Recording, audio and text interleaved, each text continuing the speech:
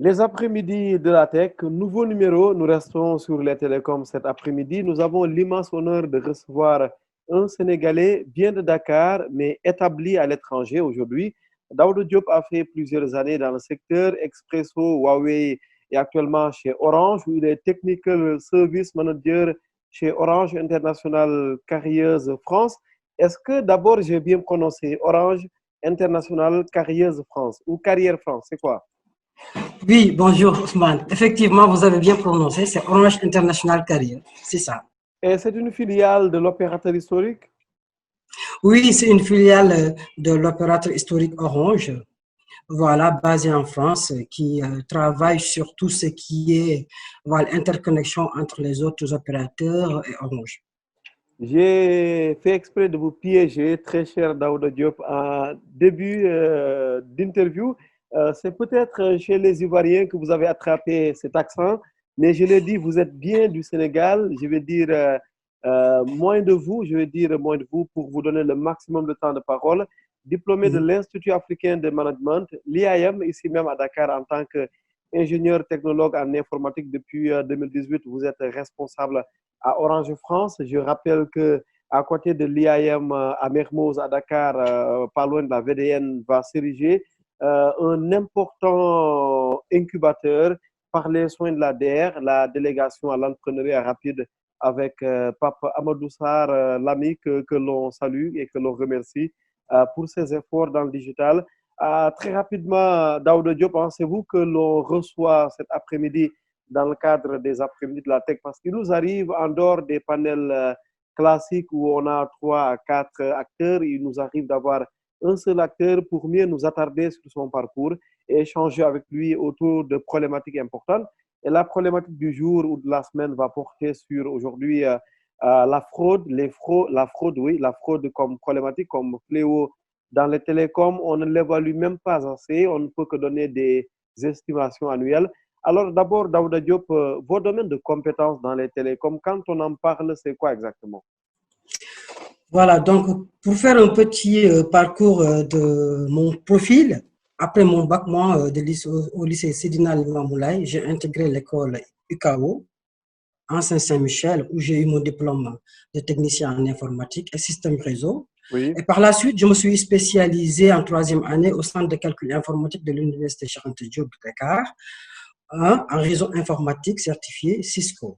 Mais je vais vous raconter une petite anecdote aujourd'hui parce que Allez-y. cette année, mon père m'avait dit, bah, maintenant je vais arrêter de te payer les études parce que tu as déjà des diplômes qui en principe te permettront de trouver du travail. Et éventuellement, si tu veux continuer tes études, le payer toi-même. Parce que tu as des sœurs et je dois payer leurs études aussi. Oui. Et donc, du coup, c'est à partir de cette année que je me suis dit, ben voilà, donc il faut que je trouve un job pour pouvoir continuer mes études. Et c'est par la suite que je travaille pendant 8 mois au sein de la Sonatel en tant que stagiaire non rémunéré pour pouvoir aboutir à un contrat avec un Français qui gérait une entreprise au Sénégal qui s'appelait BAJ pour le compte de SCI Télécom pour la Sonatel. Là où j'ai travaillé pendant 8 mois, c'est là où j'ai commencé mon carrière professionnelle au sein de la Sonatel. Et c'est par la suite que Oui. j'ai continué mes études au sein de l'IAM pour pouvoir payer mes études moi-même avant mon diplôme d'ingénieur. Avant d'intégrer des multinationales comme ZTE Corporation qui m'a envoyé en Chine pour me spécialiser.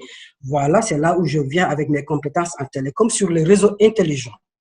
Voilà, le cœur des réseaux télécoms, Oui, la donc, partie billing. donc la mise en garde du papa, elle a été déterminante dans votre carrière, dans votre parcours. Elle a accéléré un peu votre carrière. Effectivement. C'est juste pourquoi je l'ai spécifié Oui. ici. C'est juste pour dire aux jeunes d'aujourd'hui que, ben voilà, c'est l'expérience qui paye. Voilà, on peut faire des études après mon bac plus 2 ou bien mon bac plus 3, tu peux travailler. Mais en travaillant, tu as de l'expérience non seulement, mais aussi tu peux payer toi-même tes études Oui, pour pouvoir aller de aujourd'hui, l'avant. c'est quoi vos domaines de compétences dans les Aujourd'hui, télécoms? mes domaines de compétences dans les télécoms, c'est les cœurs réseau télécom. Là, actuellement, je travaille sur tout ce qui est fraude, contrôle SMS E2P, SMS P2P, cœur réseau IMS, intelligent, réseau intelligent, la partie billing, le SMSC. Donc, en quelque sorte, c'est le cœur du réseau télécom où je me suis spécialisé. C'est ça Oui, mes domaines de compétences. oui, on y reviendra un peu en parlant de la fraude, qui est la problématique principale de cette interview de la série Les après-midi de la tech que nous avons lancé il y a 4 mois Mhm. sur Internet. Ça fait quoi pour un Africain, en tout cas pour quelqu'un comme vous, de partir de Dakar et aujourd'hui de travailler pour Orange en France même, où j'imagine les grosses décisions se prennent? Oui, c'est intéressant, c'est toujours de l'expérience.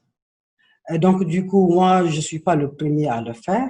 Oui. Comme je l'ai souligné tout à l'heure, j'ai mon mentor qui me suit actuellement, ou qui je suis passé par ses pieds, donc du coup, qui a été aussi, qui a intégré Orange France bien avant que moi et qui est africain, qui est sénégalais, qui a travaillé aussi dans des grosses boîtes au Sénégal comme la Sonatel, comme je l'ai fait moi aussi. Donc, c'est une expérience qui me permet en tout cas de mieux voir, de mieux comprendre tout ce qui est problématique des réseaux télécoms, l'avancée des technologies, voilà, par rapport à l'Afrique. Et ça nous permet aussi de mieux apporter support et soutien aux opérateurs africains, aux filiales africaines d'Orange qui sont en Afrique. Aujourd'hui, donc, vous êtes à Orange France, là où j'imagine les grandes décisions se prennent. Votre regard un peu sur les multinationales globalement, vous qui êtes sénégalais, travaillant pour l'une d'entre elles, vous les voyez comment ces multinationales? À quand les multinationales africaines qui s'imposent elles aussi, qui s'imposeraient, pardon, elles aussi dans les télécoms? Oui, oui, c'est vrai que de nos jours, on voit que le potentiel se trouve en Afrique. Ben, c'est vrai qu'on ne le cache pas. Je pense que Maud peut-être aura l'occasion peut-être de mieux clarifier voilà, cette phase parce qu'aujourd'hui, Orange France en tant que groupe apparemment ne fait plus de chiffre d'affaires en Europe, sur, principalement sur les services télécoms, mais plutôt en Afrique parce que c'est là où le potentiel existe, surtout avec l'arrivée des nouvelles technologies, la 4G et la 5G.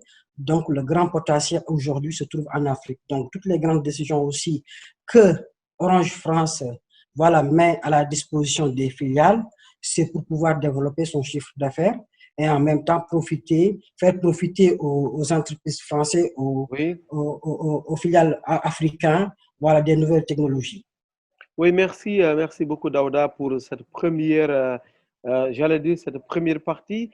À présent, est-ce que Mamadou Diop est avec nous, le mentor, le fameux mentor de Daouda Diop? Ouais, je suis toujours là, je suis toujours là.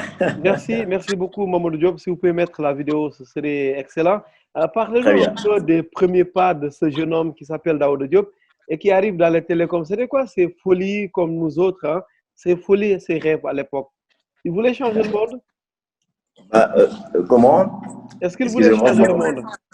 Est-ce que le le jeune monde, bah, Daouda Diop écoutez, voulait changer le écoutez, monde à l'époque? c'est un grand privilège. Je pense que Daouda m'a sélectionné comme mentor. Bah, je ne l'ai pas eu dès ses premiers pas, hein. Donc, comme vous pouvez le constater. Donc, il m'a choisi comme mentor parce que je pense qu'on a eu quand même une grande expérience ensemble. Donc, moi, comme il a expliqué, j'ai passé par la case Sonatel donc pendant quelques années avant de retourner en France.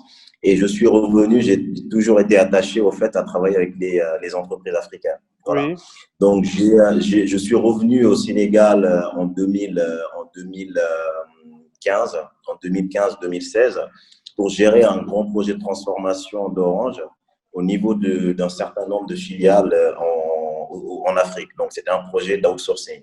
Et dans ce projet-là, c'était un grand projet de transformation, un des plus grands d'ailleurs, de transformation des opérations d'Orange en Afrique. oui, Et Daouda faisait partie justement de cette vague de personnes donc, qui avaient la vision et qui ont eu au fait voilà, le courage de s'embarquer dans ce projet-là. Voilà. Donc c'était un projet d'outsourcing qui a été fait avec Huawei et Daouda faisait partie de ces experts-là qui ont permis la réalisation de ce projet-là. Donc c'est là qu'on a commencé à travailler ensemble et il a fait preuve d'un grand professionnalisme, justement, et justement d'avoir ce courage-là de sauter. Et je pense que l'expérience qu'il a connue dans les différentes multinationales l'a beaucoup aidé dans cette expérience-là. Voilà. Et donc, c'est comme ça, de fil en aiguille, justement, après cette expérience donc, de Huawei, lorsque j'ai fini le programme et que je retournais en France, que Daouda donc a eu cette opportunité, a vu son expérience donc de revenir en France et d'intégrer donc le groupe Sofrecom où il est aujourd'hui. Et donc c'est par ces différentes expériences-là que Daouda m'a choisi comme mentor, donc qui est un grand privilège et j'en suis très ravi. Et c'était quoi un peu votre regard, un peu la première fois? C'était comment? Vous vous disiez quoi en le rencontrant?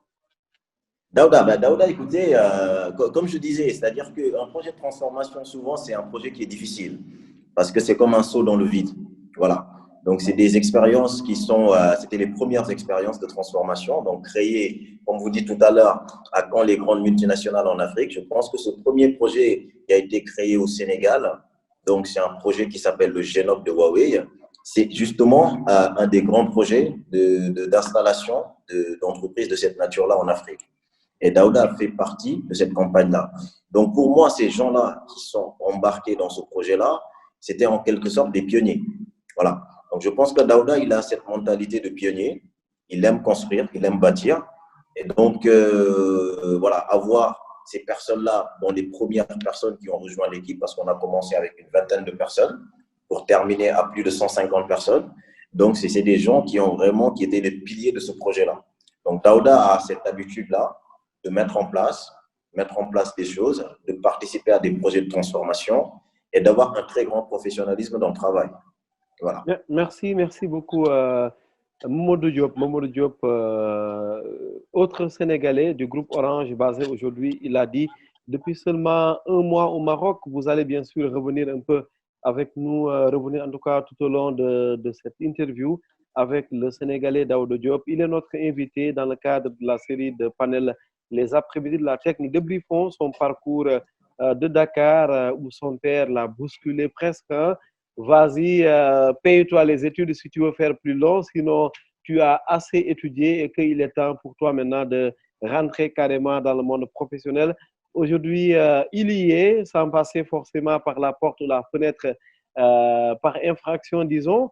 Alors, Daouda, la suite de cette interview avec vous, je rappelle que vous êtes basé en France, vous travaillez à Orange France, vous êtes donc en ligne de Paris. La suite, Oui. on va engager un peu la thématique principale. C'est la fraude, disons, la fraude comme problématique mondiale. On en parle beaucoup, mais on l'évalue difficilement. C'est bien cela.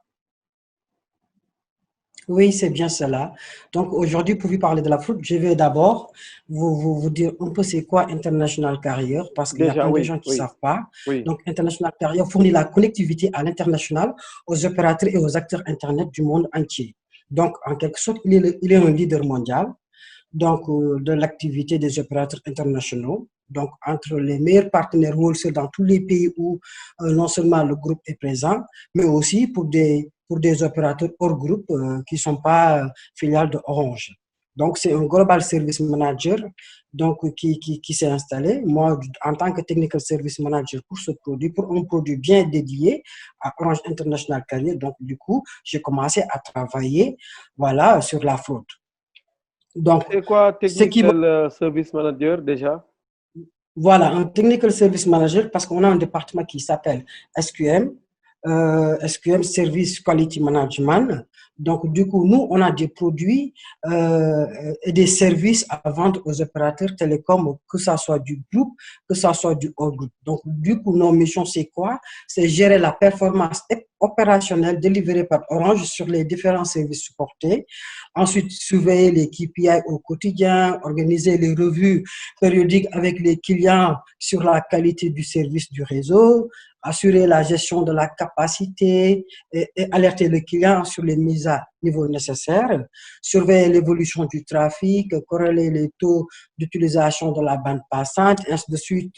Voilà, analyser le trafic, détecter les types de fraude, voilà, et enfin analyser les performances des services, les SLA, élaborer tout cela dans un plan d'action pour enfin résoudre les problèmes majeurs identifiés. Oui, c'est comment ce débarquement à Orange France? J'imagine bien sûr, on l'a dit, que vous êtes passé par plusieurs opérateurs. Pourquoi le choix de Orange in fine?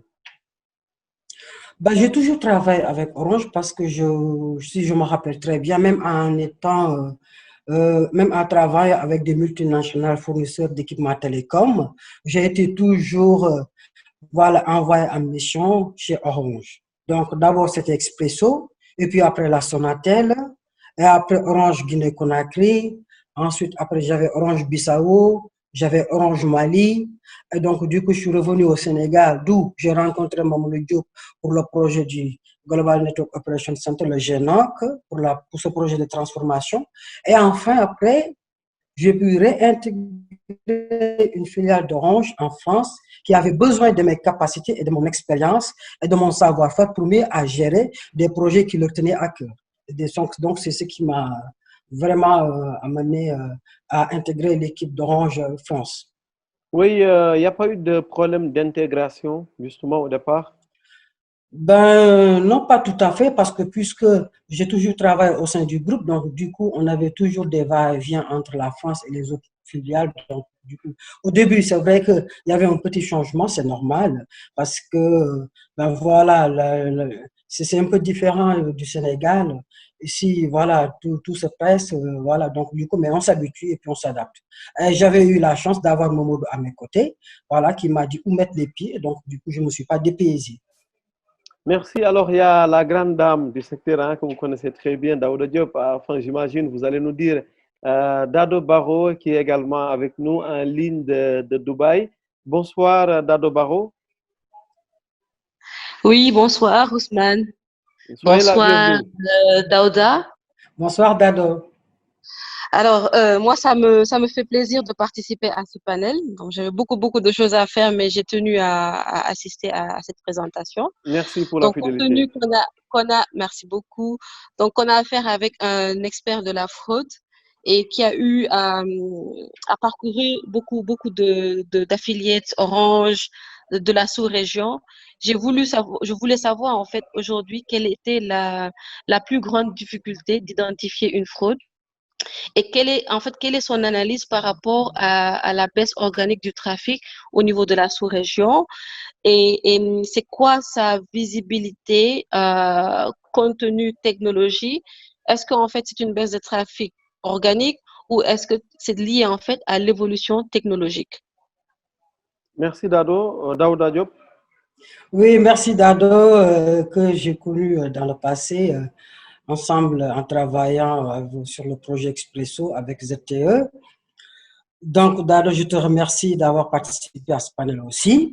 Donc, si je peux ainsi m'exprimer pour répondre à ta question, d'abord, je dis que, en fait, la fraude télécom est très large. Donc, il faut savoir que c'est une pratique inadéquate qui nuit la qualité et la couverture du service et porte préjudice aux actifs des télécoms. Donc, du coup, c'est-à-dire des abonnés et des utilisateurs. Il faut savoir que il faut bien noter que l'avancée des technologies aussi participe quand même à augmenter voilà, le taux de fraude au sein des télécoms.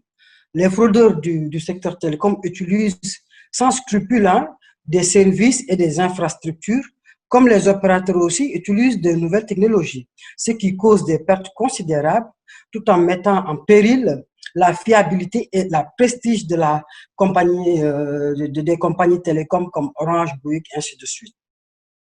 Et parmi ces impacts négatifs de la fraude au sein des télécoms, on peut noter les pertes d'économie à cause des appels qui sont non facturés. Ben, il y a aussi la confusion et la méfiance créée chez les clients. Il y a toujours aussi la saturation des réseaux télécoms. On peut aussi noter également la position de l'entreprise affectée et qui est affaiblie face à la concurrence. Donc, du coup, aujourd'hui, la fraude existe. C'est vrai que les gens n'en parlent pas beaucoup, mais en fait, c'est de l'argent perdu. C'est de l'argent perdu. Et le plus souvent, les fraudes dites de contournement over on the top, c'est-à-dire avec les bypass, les OTT, je pense que c'est des termes peut-être que tu peux comprendre en anglais.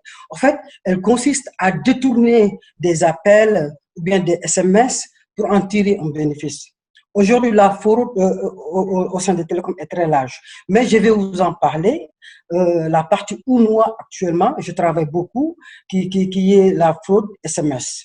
Donc, quand on parle de fraude SMS, peut-être vous allez dire que la fraude SMS, c'est quoi? Le SMS, juste un SMS qui coûte rien du tout, alors que c'est énormément grave parce qu'il y a beaucoup de revenus qui sont perdus et qu'on ne voit pas et que les opérateurs n'arrivent pas à monétiser. Parce qu'aujourd'hui, il faut savoir que dans le monde des télécoms, on peut dire que les activités SMS, P2P, c'est-à-dire personnel to personne, se déclinent. C'est-à-dire il y a moins de SMS que les gens envoient maintenant à cause quoi? Des applications qui existent, WhatsApp, Viber, Facebook, ainsi de suite et tout cela. Donc, ces SMS aussi, il faut savoir que c'est facturé. C'est le marché des télécoms qui est ainsi de suite bâti comme ça. Donc, c'est le marché des A2P, c'est-à-dire c'est les SMS envoyés par des machines à des personnes. Donc, du coup, on a deux types d'SMS. On a des SMS P2P, personnel to personne, des SMS que Ousmane envoie un SMS à Daouda, ça c'est un SMS P2P. Aussi, on a des SMS A2P, une machine qui envoie un SMS à Ousmane. Et donc, du coup, ce sont les SMS A2P qui sont en pleine croissance pour les opérateurs mobiles du monde entier. Donc, ce marché aujourd'hui pèse environ 40 milliards de dollars par an. C'est énorme ça. Avec une croissance annuelle à peu près de 10 à 15%. Donc, il s'agit de l'un des rares domaines du secteur qui sont en plein essor. Oui, mais Donc, Daouda, pour compléter un peu la question de Dado, si vous présentez un peu les services OTT comme de la fraude, c'est de la fraude connue. On en connaît les fraudeurs, si on peut parler de fraude. À partir de ce moment, pourquoi est-ce qu'on n'agirait pas, pourquoi est-ce qu'on n'arrêterait pas ces fraudeurs au lieu de s'offusquer à longueur de journée sur cette partie-là? Ben voilà, en fait, aujourd'hui, il faut savoir que pour arrêter ces fraudeurs, il y a des solutions qui ont été déployées par des entreprises, par des partenaires, que, en fait, aujourd'hui, que nous mettons en place pour les opérateurs télécoms, pour qu'ils puissent quand même, voilà, arrêter ces fraudeurs et puis, voilà, les contrôler, les bloquer pour pouvoir monétiser tout ce trafic. Parce qu'aujourd'hui, il faut savoir qu'avec l'avancée des technologies, comme les chercheurs font pour faire avancer la technologie, les fraudeurs aussi, ils cherchent pour frauder de plus en plus. À chaque fois qu'on détecte des types de fraude bloqués, ils en cherchent d'autres pour en passer ailleurs. Donc, Oui. les fraudeurs n'ont pas attendu longtemps pour exploiter tout ce secteur d'activité. Oui, mais souvent, si on parle de fraudeur ou d'un voleur, par définition, c'est quelqu'un de caché. C'est quelqu'un qu'on a du mal à attraper, à prendre par les mains.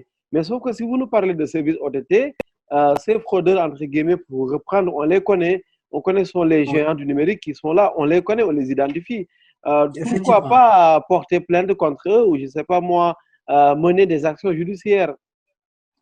Ben, effectivement, ça existe parce qu'il y a la juridique qui est dedans. Mais avant de porter plainte ou bien de poursuivre, il faut bloquer déjà. Parce que si aujourd'hui tu ne bloques pas, c'est du revenu que tu perds. Mais vous bloquez quoi? Vous bloquez la neutralité du net? Voilà. Voilà. Donc, non, en fait, ce n'est pas uniquement la neutralité du net. Donc, il faut savoir qu'aujourd'hui, la fraude télécom, c'est tellement large. Oui. Maintenant, je vais prendre un exemple des fraudes télécom où je travaille là-dessus, qui est la fraude SMS. Oui. Maintenant, vous allez me poser la question à savoir comment est-ce que les SMS sont fraudés. Je vais juste vous donner des exemples. Aujourd'hui, il y a ce qu'on appelle, aujourd'hui, supposons moi, je suis en France. J'ai ma banque qui est au Sénégal, qui est peut-être CBAO. Donc, quand je fais des transactions, normalement, je dois recevoir des SMS pour me dire que ben, voilà, vous avez fait des transactions. En fait, ce SMS que je reçois depuis la France, la CBAO doit avoir l'autorisation de l'envoyer parce que ce n'est pas la CBAO en personne qui l'envoie, c'est une machine qui l'envoie. Oui. Et c'est ce qu'on appelle aujourd'hui les A2P. Il y a un autre cas, les Simbox, pour faire la terminaison de SMS. Pardon, de SMS, oui. Voilà, la terminaison de flux SMS. Aujourd'hui, ça aussi, c'est des cas de fraude. Il faut savoir qu'il y a plusieurs cas de fraude au niveau des SMS. Et je peux vous en donner aujourd'hui des cas. Il y a ce qu'on appelle aujourd'hui le phishing. Le phishing, c'est quoi? En fait, c'est des pirates qui utilisent actuellement l'image, supposons, de la Sénélec pour tenter en quelque sorte de utiliser des données personnelles aujourd'hui. Il t'envoie un message en tant que Sénélec pour te demander des informations. C'est vrai qu'au Sénégal, il n'y a pas beaucoup d'abonnés prépayés qui font que voilà, les gens ont besoin de ces informations. Mais ici en France, c'est tellement récurrent. Il t'envoie un SMS en tant que Sénélec et puis il te soutient des informations. Et en fin de compte, c'est pourquoi? Pour te dire que ben voilà, tu dois payer tel montant, ainsi de suite, ainsi de suite. Il y a aussi d'autres cas de figure, comme par exemple les A2P terminés sur du P2P, c'est-à-dire un message application to person, une application qui doit envoyer un message à une personne et que ce message est terminé par un P2P, c'est-à-dire par un sandbox normal. Donc, du coup, cela peut se produire lorsque la terminaison du trafic P2P est inférieure au trafic A2P. Parce qu'il faut savoir que aussi ça joue. Donc, les fraudeurs enverront du trafic P2P sur l'itinéraire le moins cher. Donc, vous allez me dire que ben, c'est de la fraude, mais ce n'est pas quelque chose que vous n'allez pas le poursuivre en justice pour lui dire que ben voilà, toi tu envoies du trafic moins cher. Non, en fait, il faut le bloquer et puis tu lui dis, ben voilà, tu dois passer par cette route parce que c'est par cette route que tu dois passer. Et vous est arrivé le blocage? Oui, Dado, oui. Ok, peut-être pour clarifier un peu ce point de fraude et d'OTT. Alors, les OTT, en tout cas pour moi, je ne considère pas les OTT comme des organes qui font de la fraude en tant que tels. Donc, en fait, pour moi, les OTT, en fait, c'est des offrent aux clients des alternatives pour avoir peut-être des appels gratuits. On a WhatsApp, on a d'autres solutions, en fait, où le client peut avoir des solutions, où il peut faire, par exemple, pour ce qui est de la voix, il peut faire gratuitement des appels. Maintenant, en fait, il y a des fraudeurs, des sociétés lambda, des personnes lambda qui s'organisent pour utiliser en tout cas les OTT comme levier pour faire de la fraude. À un moment donné, par exemple, au début de Viber et de WhatsApp, une personne peut initier un appel international et que cet appel soit reçu sur le WhatsApp. Donc, en fait, en tout cas pour moi, c'est là où il y a eu un petit brouillard, ou comment en fait un appel qui a été initialement initié normalement par le A-Party et qui se termine sur du WhatsApp. Cela veut dire en fait que WhatsApp en soi a mis en place une solution qui le permette. Donc, it's either WhatsApp est en coopération avec ce fraudeur-là, ou bien le fraudeur a pu hacker ou pénétrer le système de WhatsApp.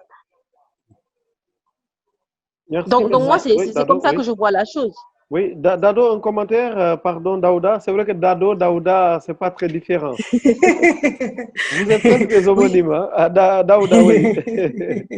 Effectivement, ce que Dado vient de préciser, oui, ça existe, mais le plus souvent, en fait, il faut savoir que des fois, c'est des routes qui sont bypassées, et puis ils utilisent des brands des OTT pour pouvoir acheminer, en fait, du trafic, voilà, vers des numéros normaux ou bien via WhatsApp, ainsi de suite. Donc, ça existe. Et en fait, c'est le même scénario avec les SMS aussi. Parce qu'avec les SMS, c'est du pareil au même. Des fois, il faut savoir que il y a, supposons aujourd'hui, ce qu'on appelle la terminaison des SMS. Un SMS à l'international, le prix d'un SMS à l'international n'est pas identique au prix d'un SMS en national. Donc, du coup, aujourd'hui, il faut savoir que le prix d'un SMS en international est facturé plusieurs fois. Par qui? Par déjà l'opérateur qui gère l'interconnexion entre les deux opérateurs. Donc, parce qu'en fait, ce flux, il passe par ces équipements, il passe par ces canaux. Donc, du coup, ce trafic doit être monitoré. Aujourd'hui, il peut avérer qu'un opérateur quelconque perd du trafic, perd beaucoup d'argent parce que la terminaison des SMS que l'opérateur international lui facture, lui, il n'a pas récupéré, en fait, il n'a pas facturé l'utilisateur final ces SMS-là. Et donc, du coup, nous, ce qu'on met en place, c'est quoi? C'est un firewall qu'on installe au sein de l'opérateur et ce firewall va contrôler tout le trafic international et national pour pouvoir monétiser tous les types de figures, de bypass, de fraude. Mais uniquement pour la partie SMS. Donc, du coup, il y a aussi des outils qui sont disponibles pour faire de même pour la partie voix aussi. Je ne sais pas si vous avez un peu compris ce que je viens de dire. Oui, c'est clair. En fait, Ouais. c'est maintenant que je comprends que en réalité, votre solution, c'est une solution exclusivement SMS P2P et P2P. Et tout est, Et voilà. aujourd'hui, maintenant, pour gérer le firewall, est-ce que il est plus efficace que vous le gérez à un niveau country level ou bien vous arrivez à tout gérer au niveau opérateur lui-même? Non, il est plus efficace de le gérer au niveau de l'opérateur lui-même parce que le firewall sera installé entre le SMSC et le STP. Donc, cela veut dire que tout ce qui est flux SMS qui devrait entrer au sein de l'opérateur devrait passer par les firewalls. Merci, Avant le Dado. Ok. SMS.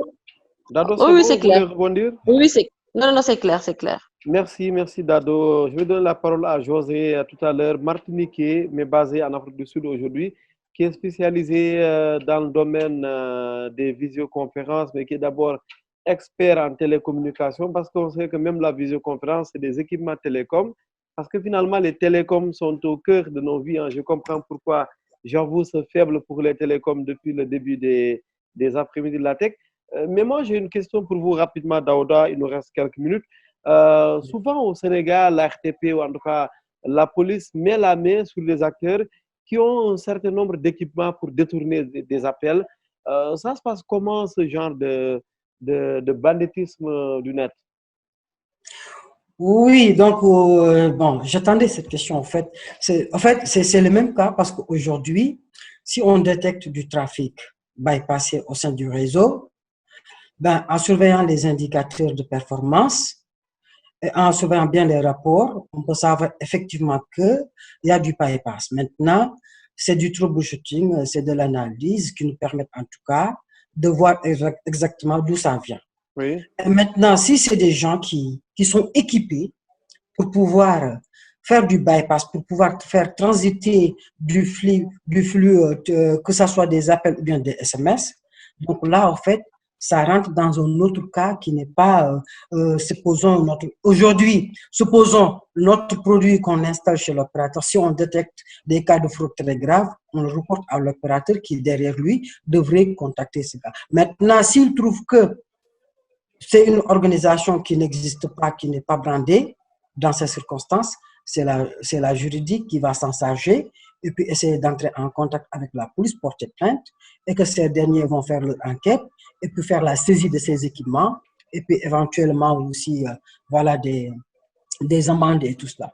Donc, ça existe. Il y a ce qu'on appelle la police de la fraude qui existe au sein des opérateurs télécoms qui ne font que des investigations pour ces cas de figure. oui. Est-ce que au Sénégal, on peut être au Sénégal, appeler quelqu'un en passant ou en bypassant, je reprends un peu votre terme favori là, en Mhm. bypassant, disons, un réseau avec un préfixe nigérien, par exemple. Est-ce que je peux, au Sénégal, avoir un téléphone, faire une fraude qui permet de passer par un préfixe nigérien pour appeler au Sénégal, étant au Sénégal?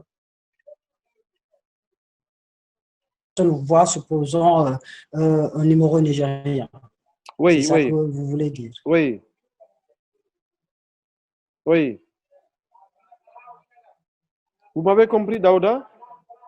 Allô? Vous m'avez compris? Oui, oui, c'est ça, c'est ça que vous voulez dire. C'est-à-dire Oui. quelqu'un qui est au Sénégal, qui appelle et qu'il y a un préfixe nigérien qui sort de l'autre côté. Oui, alors qu'il est au Sénégal. Mais on a Oui, l'impression oui. en recevant l'appel qu'il venait d'Amérique ou du Niger. Si, c'est possible, c'est possible. Ça peut ne pas être des cas de fraude, il y a des applications qui le font maintenant, Ah voilà, bon? qui simulent, oui, mais ça peut aussi être des cas de fraude, D'accord. voilà. Mais ça Euh, peut ne pas être aussi des cas de fraude. Mais la Oui, plupart, ok. c'est des cas de fraude aussi, ça existe. Dado? Oui, Alors, oui, Ousmane, je vais clarifier sur ce point. Donc, oui. la question de Ousmane, c'est de quelqu'un qui est au Sénégal, qui reçoit un appel international euh, et le numéro qui s'affiche vient avec un numéro différent du pays d'origine appelé. Voilà, C'est voilà. ça? C'est ce qu'il veut Ok. dire, Ah, oui. Donc, pour clarifier ce point, il y a deux cas de figure. On a des cas de fraude, on va dire, avec un CLI, c'est-à-dire le numéro local. C'est-à-dire que quelqu'un de l'international t'appelle et tu vois un numéro du Sénégal. Ça, c'est un premier type de fraude où l'appel d'origine a transité par un fraudeur avant d'être terminé sur le réseau qui doit recevoir l'appel. Donc là, au lieu que l'opérateur reçoive la terminaison internationale en revenu, l'opérateur va recevoir l'interconnect local. C'est-à-dire que si c'est un numéro Tigo qui reçoit l'appel et que le numéro affiché, c'est un numéro orange, donc l'opérateur va recevoir peut-être 10 francs sur 200 francs qu'il aurait dû recevoir sur son incoming call. Donc ça, c'est un premier cas de figure. Maintenant, le deuxième cas de figure, c'est que parfois, les opérateurs font des deals entre eux. Et ils se disent, OK, on va faire des corridors. C'est quoi les corridors? Je permets par exemple à tous mes clients du Nigeria qui puissent appeler moins cher. Maintenant, si ce n'est pas des liaisons directes, l'opérateur aura du mal à gérer le flux. Maintenant, qu'est-ce qui se passe? Vu que c'est un trafic qui passe par des carriers internationaux, le carrier lui-même peut générer la fraude. Donc, le carrier peut récupérer un appel qui vient des États-Unis, il change le numéro appelant vers le Nigeria et il le route par le canal où les appels du Nigeria sont terminés. Et donc, du coup, l'appel va être présenté comme étant originated from Nigeria, alors que c'est un appel qui, a priori, vient de Papouasie-Nouvelle-Guinée et au lieu de payer peut-être 150, ils vont finir par payer 100 francs parce qu'il y a un deal particulier sur cette liaison-là. Donc ça, c'est la deuxième forme de fraude. Dans tous les cas, en fait, il y a eu une entité qui a triché au niveau de la chaîne pour faire bénéficier à un autre un discount dont il n'aurait pas dû bénéficier. Effectivement. Merci, Voilà. Merci beaucoup, Dado. C'est très gentil. Effectivement, Daouda, vous approuvez? Oui, effectivement, c'est ce qu'on appelle aujourd'hui, en fait, les fausses déclarations au sein des opérateurs. Ce sont des types de fraudes qui concernent les déclarations de volume ou bien de minutes internationales par des opérateurs à l'espèce de ce qui concerne, ce qui n'est pas en quelque sorte la réalité du trafic reçu à l'étranger.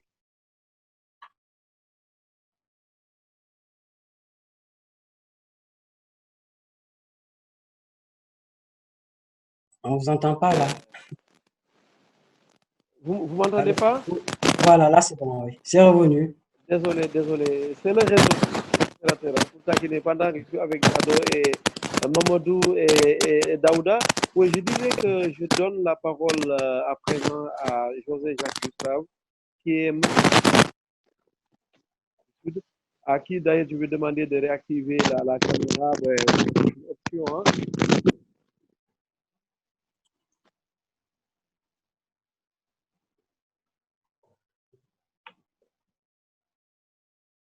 On n'a pas le son, Ousmane.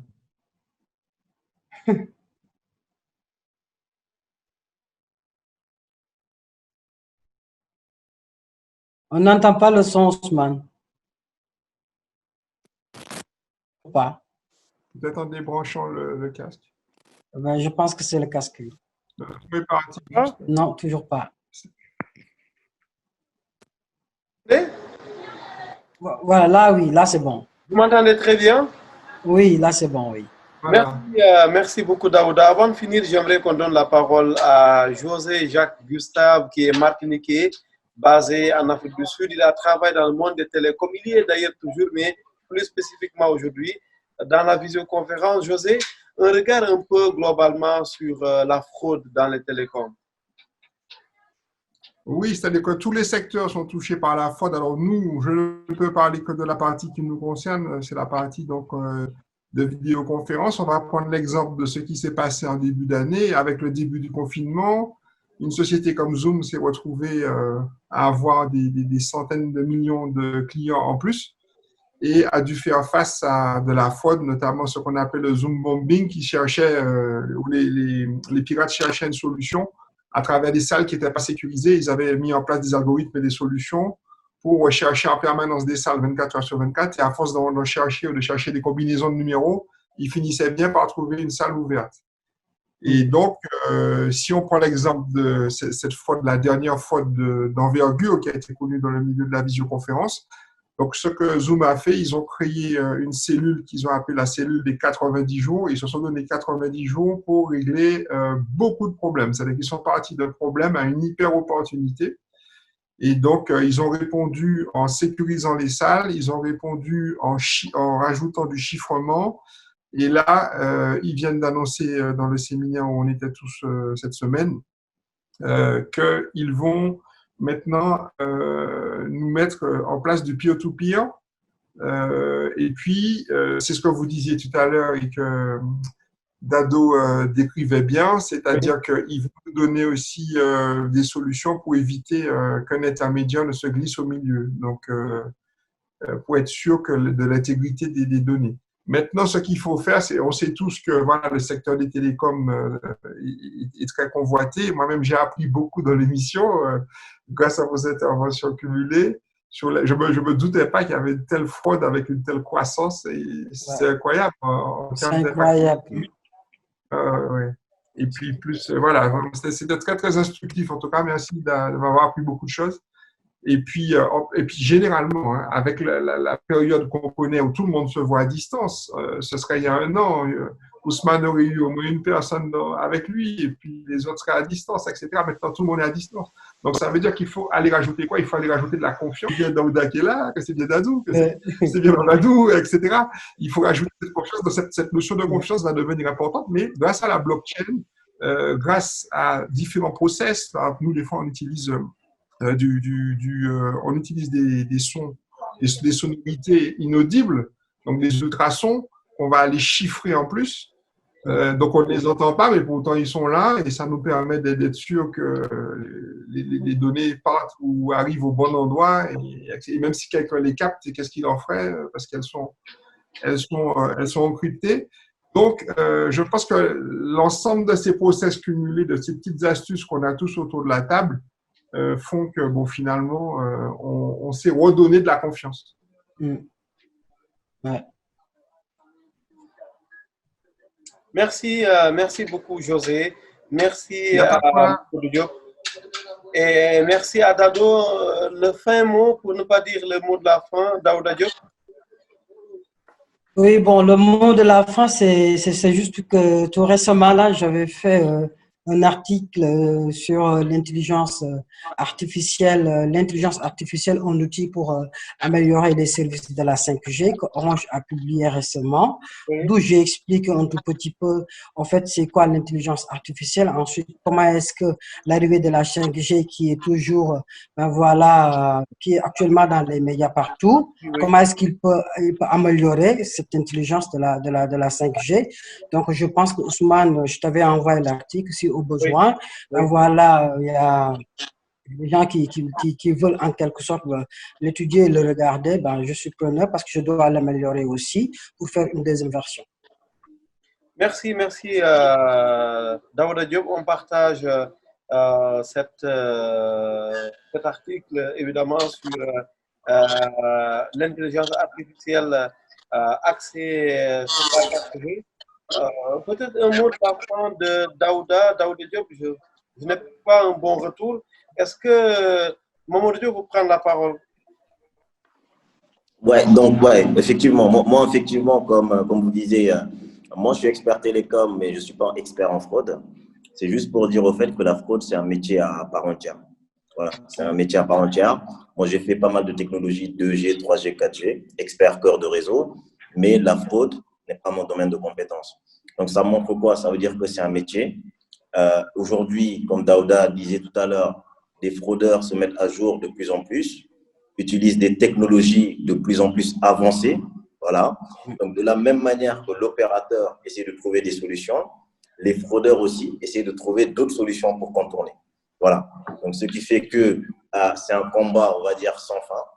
Et nous, chez Orange, aujourd'hui, on est confrontés à ce fléau, mais à grande échelle. Parce que, d'une part, on est opérateur télécom. Donc, opérateur télécom, nos revenus baissent de plus en plus parce que les OTT arrivent. Et d'autre part, on est en train de se diversifier vers la monnaie électronique. Et donc, la monnaie électronique aussi est un grand secteur de convoitise, ce qui fait que les secteurs comme OIC ou Travail Daouda, ils sont aujourd'hui à pied d'œuvre pour mettre en place des outils internes pour pouvoir aider à baisser au fait de plus en plus ces fraudes et assurer notre revenu assurance. Voilà, donc c'est tout ce que je voulais assurer. Donc, merci beaucoup à Daouda et merci beaucoup à tous pour vraiment ce partage d'expérience qui est vraiment très enrichissant. Merci, merci beaucoup Momodou. Merci à Daouda, Dado et puis José, Jacques, Gustave, basé aujourd'hui en Afrique du Sud. Merci infiniment à tout le monde. Daouda, merci d'avoir provoqué cette occasion d'échanger pour la première fois dans les après-midi de la tech sur la fraude. Ça n'était pas encore arrivé jusqu'ici. Merci beaucoup Ousmane de m'avoir donné aussi la possibilité de m'exprimer et puis de me donner aussi la possibilité de pouvoir inviter des experts comme José, Mamadou et Dado qui ont pu participer à ce panel. Je me réjouis quand même de leur présence et je les remercie beaucoup.